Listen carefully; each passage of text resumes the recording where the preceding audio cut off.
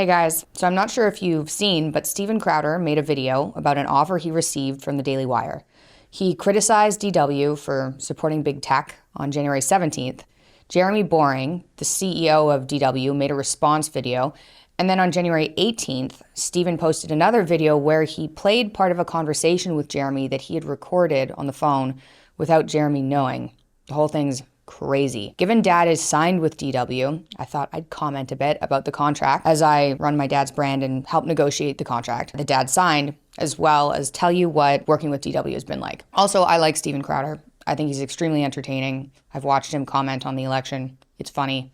My guess is the point of this whole thing must be to launch something that would be considered in competition with DW, his own platform. That's my guess. I have no idea if that's true. And that would be fine. The more, the merrier. There should be more conservative platforms out there, but that's no reason to tear each other down and create drama, in my opinion. I thought I should address his insinuation, though, that people working at DW are locked into contracts they don't like, taken advantage of and forced to do whatever DW says, because that makes my dad look naive and incompetent, of which he is neither. So I like Steven again, but I think things need explaining on our end anyway. If you're an artist or an entertainer, or in my dad's case, intellectual internet dad, and you get a contract, you read it thoroughly and you negotiate until you either love it, or if you can't agree, you go your separate ways.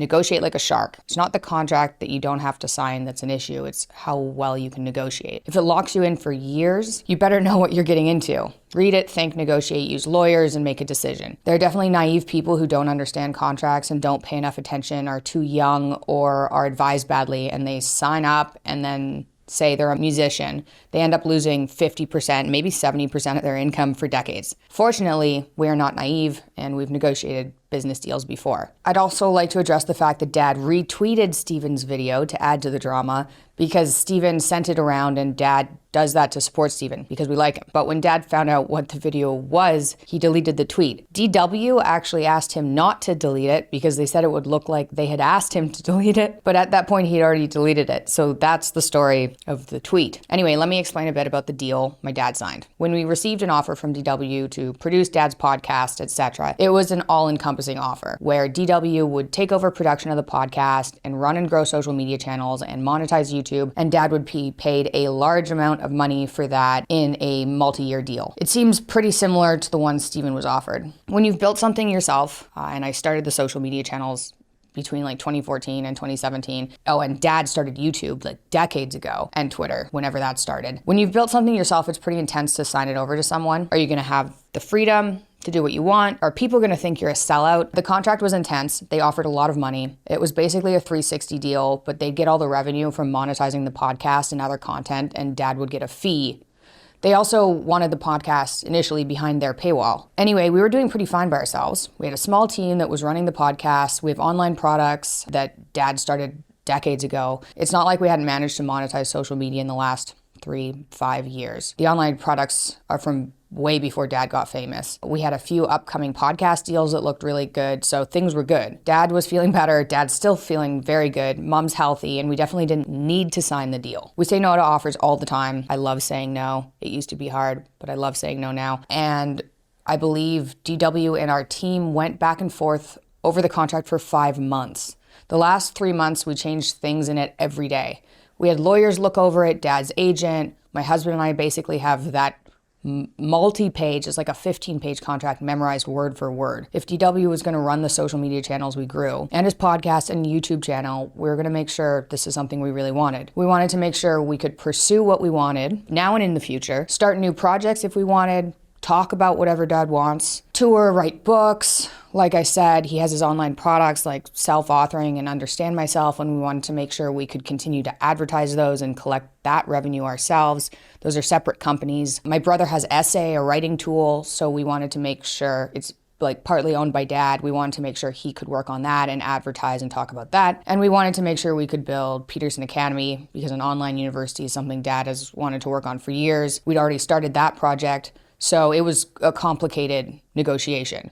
We negotiated like crazy over the contract. It was like a movie level of intense. It was fun, but it was intense. We weren't giving them anything we weren't more than happy to give them, and they were doing the same to us. We ended up with a contract that kept Dad's podcast on YouTube for free, which was insane that was allowed, I think, given the amount of money that was on the table. Left out his other projects, left out his books, left out touring, and gave him the freedom to pursue what he wants in the future, and gave him access to their production team, advertising budget, and audience on DW Plus, and more. They offered Dad production value and a level of support we couldn't have and didn't do ourselves. Like, their team is huge. They have way more money than us. The reason his podcast looks better now is because they literally fly people out to film Dad's guests. That's crazy. They fly a crew to film his guests, and he records twice a week. They fly around with Dad so he doesn't have to set up Zoom podcasts anymore, and he has all these like fancy camera angles. They do everything. He just walks in and records now. He can record from anywhere, so he's not even forced to like be in a studio. They go 3 hours away from his house to film the podcast at his cottage, so it's convenient for him. They were on tour all over Europe, Australia. It's crazy.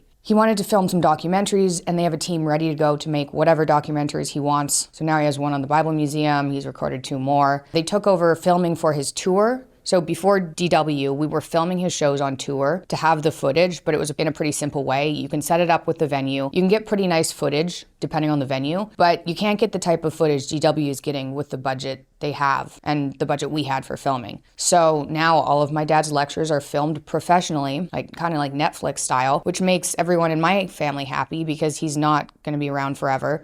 I want that footage for like memory's sake or whatever. So we get that back after the deal's over. And while the deal's on, the tours are on DW Plus. They filmed an Exodus roundtable discussion that Dad came up with that took 2 weeks to film, $1 million producing it. We couldn't have done that. They had a large group of people helping him with social media. We had one person.